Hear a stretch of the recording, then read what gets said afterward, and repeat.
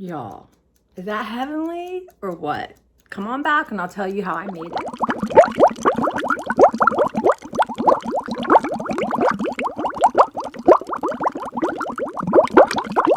Hey guys, welcome. I'm Tracy. This is my channel, Tracy from the Mermaid Co. Welcome, welcome.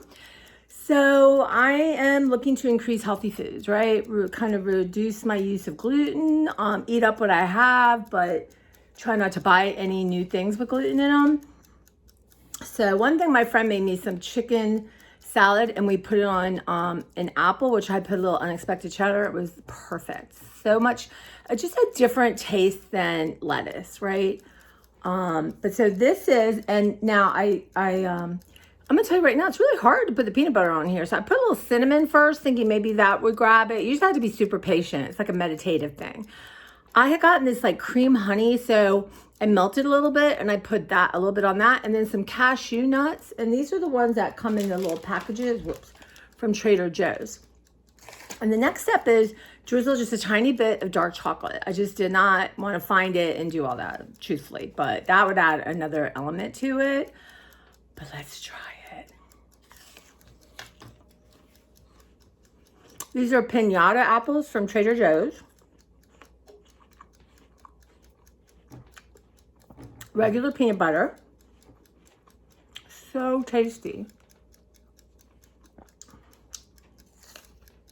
So,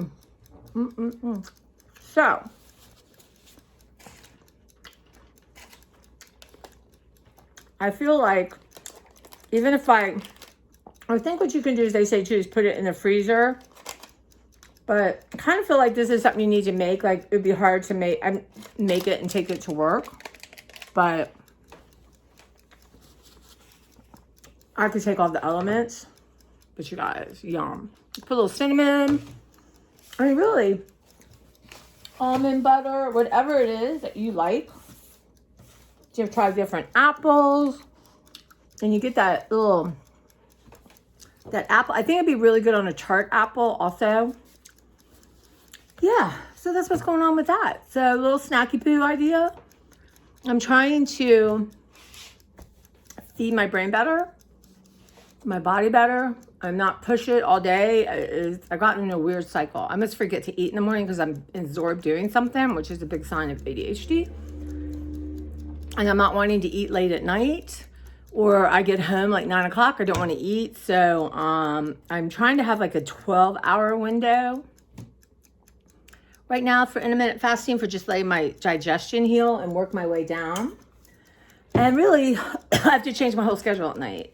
So usually I come in, feed my cat, hopefully put all my bottles, make my stuff for the next day, put all that away, unload my book bag, and then that kind of thing. And then usually sometimes I'll plop in front of the TV, watch YouTube, look at books, maybe play puzzles on my phone. So all that's got to change. Come get my girl fed, and then get everything put away. Unload the dishes if I can, and then I go upstairs and I hop in the shower and put on my jammies. Now, if I want to come back down, that's fine. But usually I got a lot going on up there, and I'm trying to do little projects up there. Get in bed and watch YouTube. That's fine. I just am not near the kitchen. And plus my cat is just desperate for food all the time. So I'm not down here with her begging me constantly. Matter of fact, I think she was so mad last night because really the first night I followed through on it, she wouldn't even come upstairs. So yeah. And my goal is to get up at 6. I got up 6:15. I really truly didn't get going till 6:30, but still, hey. Getting my laundry done. If you can see, I have ADHD episode in laundry. I am on fire. I have 2 right now to put away. I have 1 in the dryer. That's like pajamas, socks, those kind of things. And 1 in the washer right now. I don't remember. Some kind of tops, right? And then so I'm counting that these 2 are done. I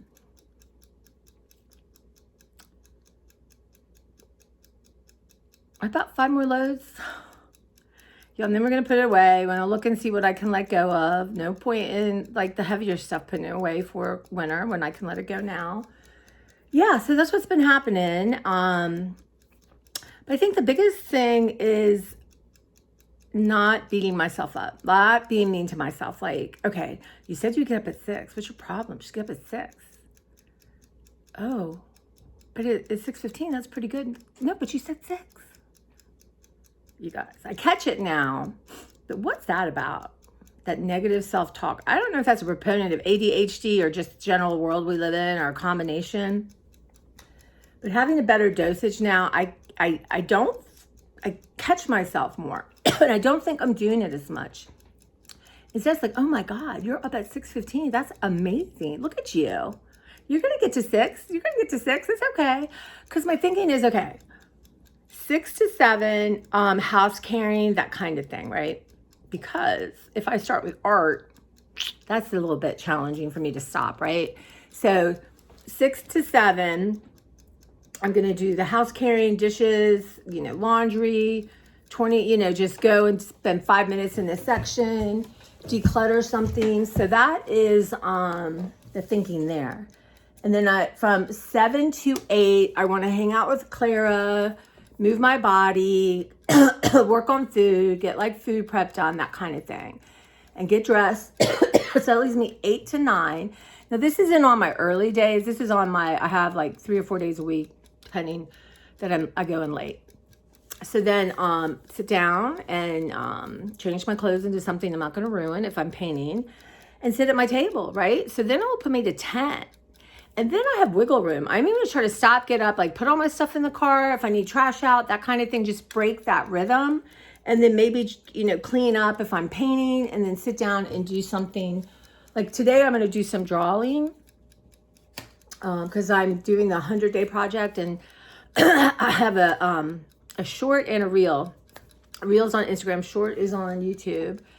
Of my art, and I also have pictures and I talk about it. So excuse me guys, spring fever. So that's what's going on. Yesterday was the first day of spring. I didn't know that. I don't know why I didn't know it, but I changed my display and I grabbed books that have the word spring in it, March in it, garden kind of thing in it. So that was fun, because then you end up grabbing books that you don't normally gravitate towards to put out. So sometimes I do a display. Everything's pulled from the bottom shelf. That's fun. But yeah, and just instinctually I knew it. Y'all, you know that there is, I could have gotten a free ice cream cone at the Dairy Queen. But because I'm moving away from that, I'm glad I didn't know it. And it was funny because I was driving by, I was talking to my friend. I said, oh my God, there's like a huge line at the Dollar Tree, Dairy Queen. Well, now I know why. Everyone getting their free cone.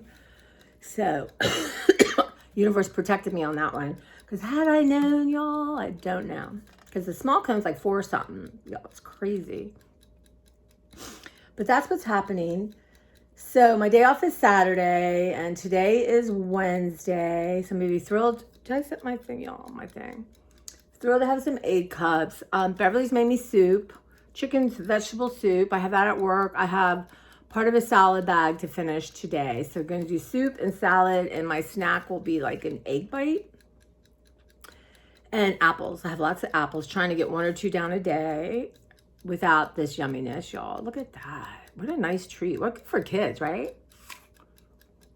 You can use whatever nuts you want, or, whatever works for you. Normally this would be on toast. So all around, this is a good thing. You could put, like, berries on it. I mean, whatever. Yum. So that is what's going on right now. And yeah, I'm a little tired. That's okay. I know eventually I keep waking up in the middle of my dream cycle, but I know that the more I get to bed early and fall asleep, that will change. And yeah, and I'm just constantly decluttering my living room, trying to get all my art stuff downstairs. So I have my first floor in my kitchen looking good. I'm getting there. So right now, anything that's in my living room that's already packed to go downstairs, every time I go down, I take something down. I'm not putting it away. I have one area so I know where everything is, because I can do that anytime. But I'm getting there. So yeah. But I've been enjoying my art. And so this 100-day project, I've chosen to do a drawing a day. But you don't have to do it every day. You can change your mind halfway through. Again, it's your art, it's your experience, is to bring attention. So I did 1 through 25. I'm going to do the next 25. And then I want to get where I am doing 1 a day for the last 50 and see what that feels like. Again, I can stop and do something else. So I'm thinking, my mind, I enjoy this. It's fun. It's silly. And what I like about it is I think it captures the essence of me. Like, I think there's humor and a different perspective. And, someone to hire me to make cards. I don't know. There might be some wonky cards people want to buy. I don't know.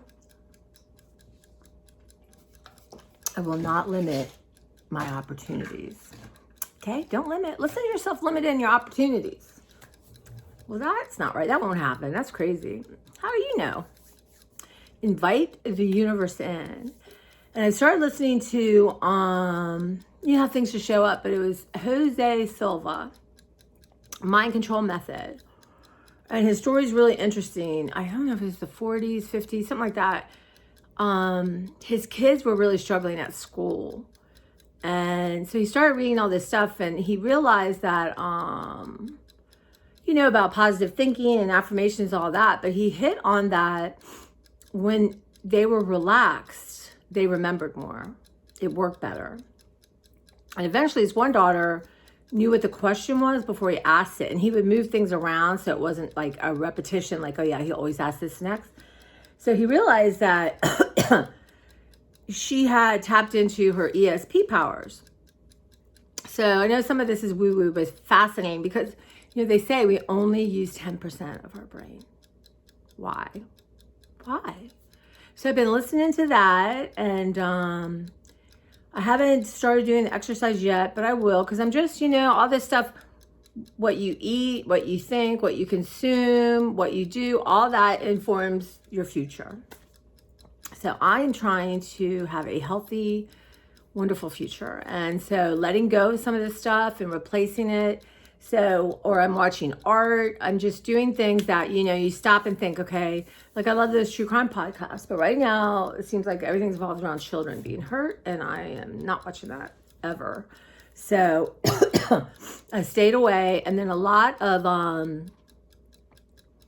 stuff on is repetitious. So if I see something new on cases I'm following, I'll watch it. But overall, I hardly have it on anymore. So but I have all these art classes I'm taking and all kinds of cool stuff and making paper. And so right now I'm going to work on my drawings because I don't want to change my top. And cute, I'm doing a little series of what I'm wearing, my top. And partly I want to see, do I feel good in it? Do I look good in it? Do I want to keep it? Do I want to let it go? So feel free to weigh in the comments. It doesn't mean I'll listen, but So doing that. So, but I have brought clothes down. So when I'm painting, because my brain will go, you're going to paint for 5 minutes. Don't worry, you'll be careful. Like, am I going to believe that lie? Why are you lying to me? No, you're supposed to help me. No, you're going to say, get your top on because you're going to spill. This is just it. You will. So, and I ordered a frock. So someone asked me about a smock top. So I just, I want something that, even like I take a minute of intention instead of putting an old t-shirt, and plus t-shirt's cotton, yes, it can soak. So, take it, put it on, and have a moment, invite my muses in, invite the universe, invite, that my intention is to play and discover and be curious. So have a minute. So just, I find myself, and this is an ADHD thing, but I think it's living in the world now. Rush to work, So I'm trying to give myself time. 5 minutes, I'm trying to leave a little early so I can get to work, set my intentions in the car, even walk for 5 minutes while I'm doing it, just get some fresh air in my body, that kind of thing. So I'm trying to work on intention and asking for what I want, visualizing what I want. So these are powerful things. And I can't remember if I said this already because I was talking to someone else, so forgive me. But I don't know the whole story, and I might mean misappropriate information the wrong way, but some of the, I think they were pilots or whoever got captured in Vietnam, prisoners of war, God bless them. But what they did is they chose to, you have to disassociate, right? So some of them chose to play golf, and they saw themselves we're talking years for some people, playing golf, playing a perfect game. So now, I worked at the Senate, and John McCain, I was an elevator operator, and it was really fascinating about him. He's an interesting human being, but he, they broke his arms and his legs. So he was pretty tall before he went, but you could see, I mean, it was just his body was different. And, right? I mean, just unbearable what people do to people. Why was I saying that? Okay, because these guys did not come out in the best physical health, right? They did not come out.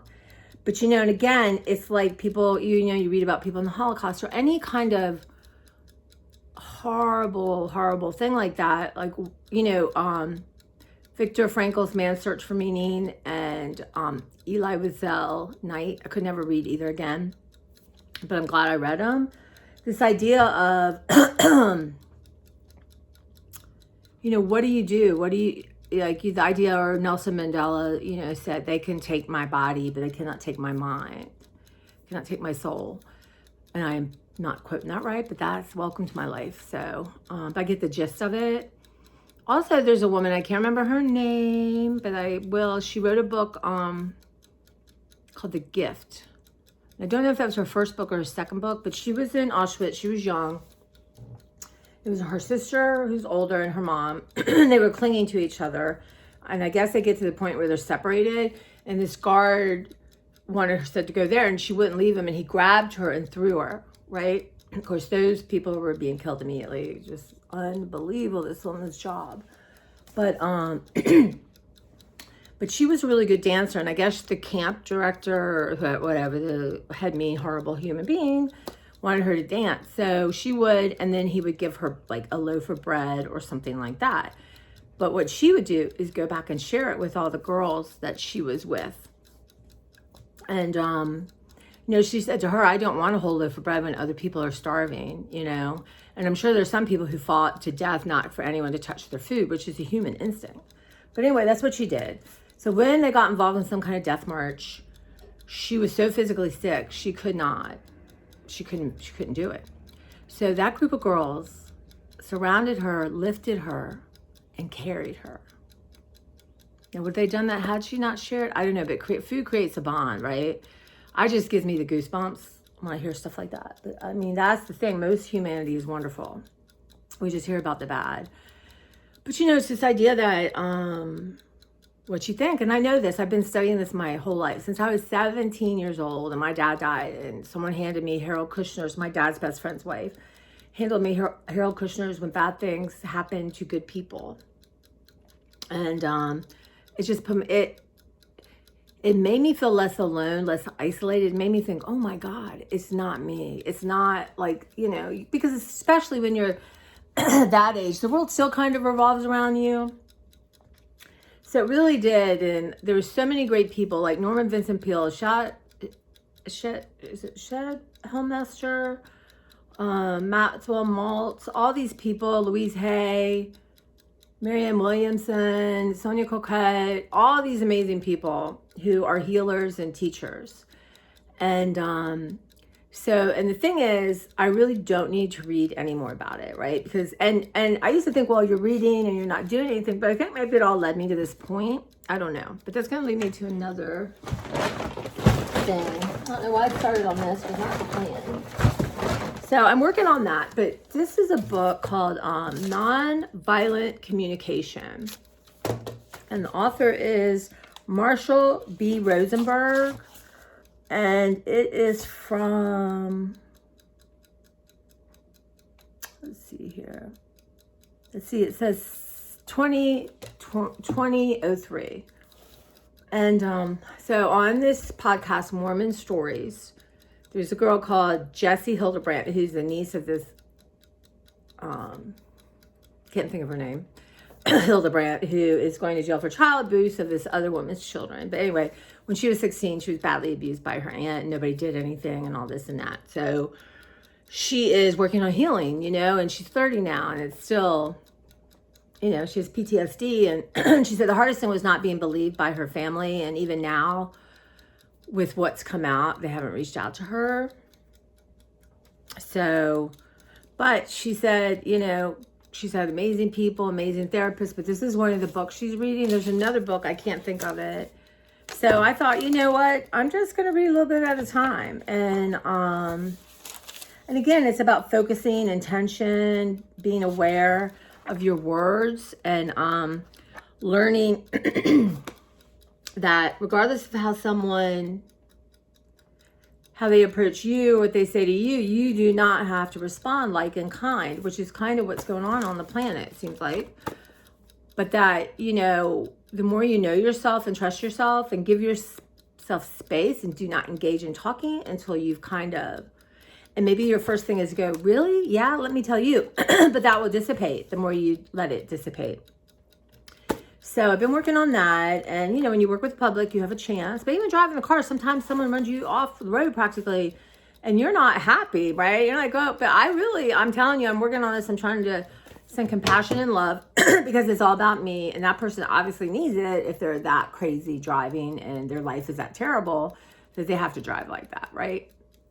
Anyway, so that's what I'm thinking about on this book. And I'm just reading a couple pages a day. And I get to have it for about 9 weeks. I had it brought from outside. This is this one. Distinguish between giving from the heart and being motivated by guilt.